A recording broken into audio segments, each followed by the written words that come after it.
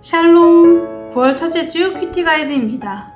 이번 주 우리가 묵상할 말씀 본문은 출애굽기 1장 1절부터 3장 10절까지의 말씀입니다. 하나님이 우리에게 주시는 말씀을 깊이 묵상하며 말씀의 은혜를 누리는 한 주가 되길 소망합니다. 이번 달부터 시작되는 출애굽기의 큰 주제는 족장들에게 주어진 하나님의 약속의 성취라고 볼 수 있습니다. 이 약속은 하나님께서 창세기에서 언급된 족장들의 자손이 큰 민족을 이루게 하시겠다는 것입니다. 그리고 실제로 하나님은 애굽에 방해가 있었음에도 불구하고 약속을 이루셨습니다. 그리고 이스라엘 백성들의 불순종에도 불구하고 약속을 성취하셨습니다. 이 큰 주제 아래 출애굽기는 전반부와 후반부로 나눠볼 수 있는데, 전반부는 하나님이 아브라함에게 약속하신 것이 성취되는 사건들을 기록하고 있습니다. 곧 아브라함의 자손이 다른 나라에서 나그네로 생활하면서 400년 동안 괴로움을 받지만 전능하신 하나님의 오른손으로 인도함을 받아서 마침내 많은 재물을 지니고 그 나라에서 나온다는 것입니다. 후반부는 언약과 관련된 사건들에 대해서 이야기하고 있습니다. 하나님의 언약이 이스라엘 백성에게 계시되고 확인됩니다. 이스라엘 백성의 죄로 말미암아 그 언약은 깨어지지만 하나님은 그 언약을 새롭게 하시는 것을 볼 수 있습니다. 그리고 시내산에서 모세를 통해 이스라엘 백성에게 계시해 주시는 언약의 가르침도 기록되어 있습니다. 이번 주는 출애굽기의 전반부로 약속을 성취해 가시는 하나님에 대해서 살펴보고자 합니다. 출애굽기 1장 1절에서 7절까지 말씀을 보면 야곱과 그의 아들들에 대해서 말씀하고 있습니다. 그리고 이것은 이스라엘 백성의 시작이기도 합니다. 1절에 야곱과 함께 각각 자기 가족을 데리고 애굽에 이른 이스라엘 아들들이라고 언급하고 있는데, 이 구절에는 동일한 사람의 두 가지 이름을 언급하고 있습니다. 바로 야곱이라는 이름과 이스라엘이라는 이름입니다.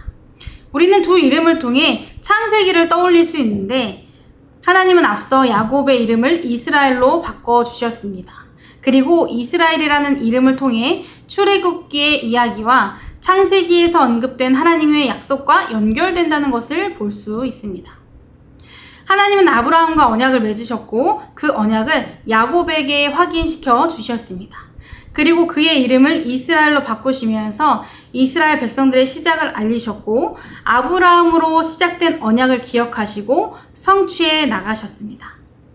이어서 1장 7절에 등장하는 이스라엘 자손은 1절에 등장하는 이스라엘 아들들과 똑같은 표현인데, 사실 바로 앞절에서는 요셉을 비롯하여 그 시대에 속했던 사람들이 모두 죽었다는 것을 알 수 있습니다.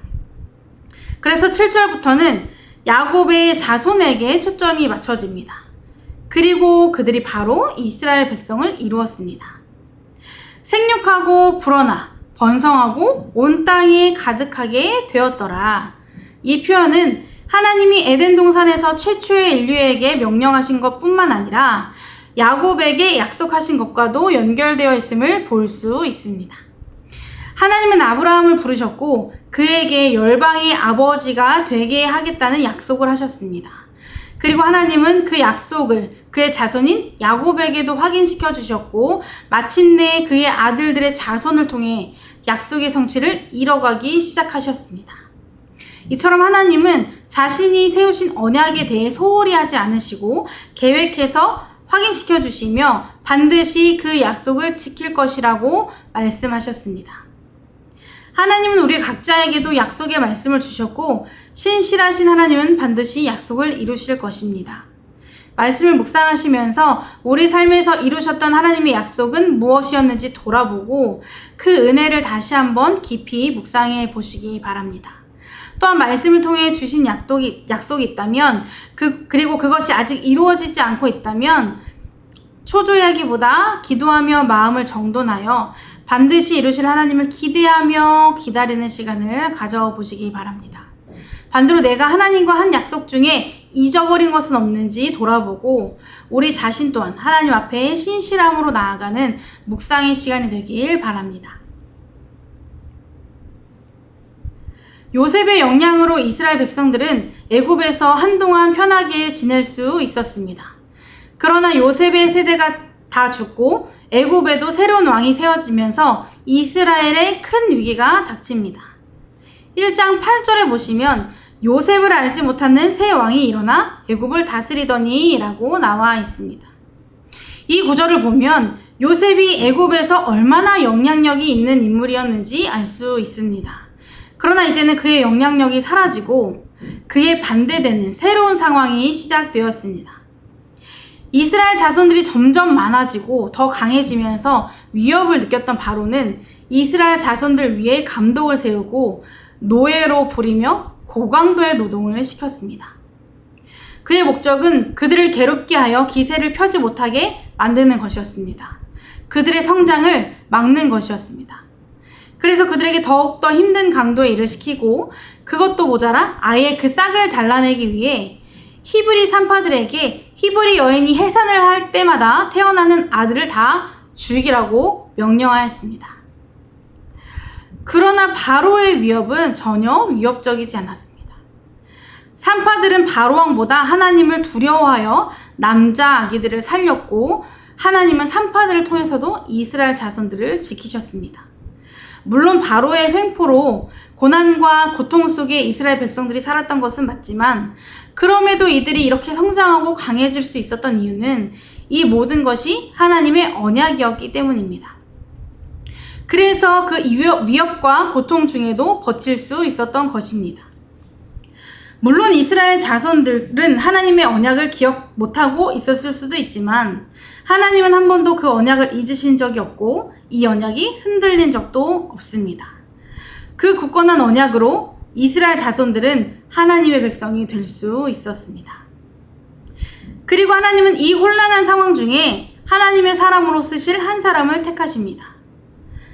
바로의 명령으로 인해 히브리 여인을 통해 태어난 아들은 모두 죽을 위기에 처했지만 그 중에서도 부모의 용기로 한 아들이 살아남게 되는데 이 아이가 바로 하나님의 택함을 받은 모세입니다. 잘 아시는 것처럼 모세는 죽을 위기를 극복하고 살아남아서 바로의 딸 아들로 살게 됩니다. 그런데 이 안에서도 하나님의 언약을 위한 섭리가 있음을 보게 됩니다. 모세의 어머니는 죽을 각오로 아들을 지켰고 간절한 마음으로 그 아들을 살려 보냈습니다. 그리고 그의 누이는 그가 잘 가고 있는지 끝까지 지켜봤습니다. 그리고 바로의 딸이 모세를 강에서 건져 올렸을 때 그 앞에 나서서 모세와 엄마가 다시 만날 수 있게 하였습니다. 당시 이스라엘 백성들은 애굽의 노예로 살고 있었기 때문에 누이가 바로의 딸 앞에 선다는 것은 정말 특별한 용기가 필요했을 것입니다. 모세는 이렇게 첫 번째 죽을 위기를 이겨내고 청년이 되어 다시 한번 죽을 위기에 처하지만 극적인 탈출로 죽음을 면하게 되었고 미디안 제사장의 딸을 만나면서 새로운 삶을 살아가게 됩니다. 그리고 하나님은 이 모든 손길, 이 모든 시간을 통하여서 그를 하나님의 언약을 위한 도구로 세워 가셨습니다. 말씀을 묵상하시면서 나에게 주신 약속의 말씀을 때때로 찾아오는 위기 속에 무너져 신뢰하지 못하거나 의심 때문에 그 말씀을 저버리진 않았는지 묵상해 보시기 바랍니다. 우리 하나님의 약속은 반드시 이루어집니다.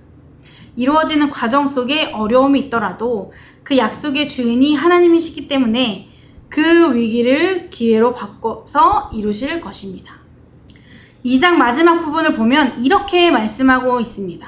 2장 24절 25절에 하나님이 그들의 고통 소리를 들으시고 하나님이 아브라함과 이삭과 야곱에게 세운 그 언약을 기억하사 하나님이 이스라엘 자손을 돌보셨고 하나님이 그들을 기억하셨더라. 하나님은 애굽의 노예로 살아가고 있는 자손들의 울부짖는 소리를 들으시고 다시 한번 언약을 기억하셨습니다.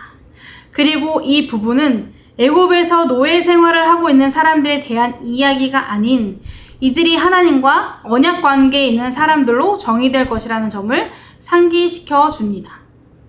하나님은 이것을 시작으로 본격적인 출애굽의 계획을 실행하십니다. 그 첫 번째가 바로 모세를 부르신 것입니다. 히브리 여인의 아들로 태어나 애굽의 왕자로 자란 모세는 노예 신분부터 왕족의 신분까지 누렸던 사람입니다.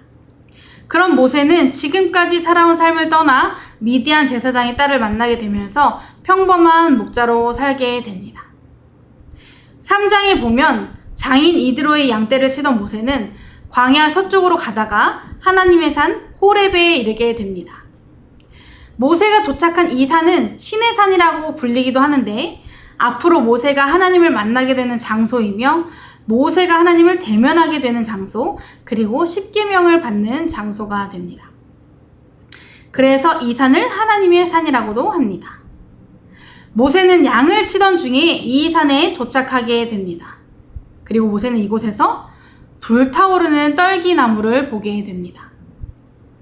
그리고 이것이 타서 사라지지 않는 것을 보고 놀랍게 여겨 가까이 가서 그것을 보고자 했습니다. 그때 모세는 떨기나무에 임하신 하나님을 만나게 됩니다.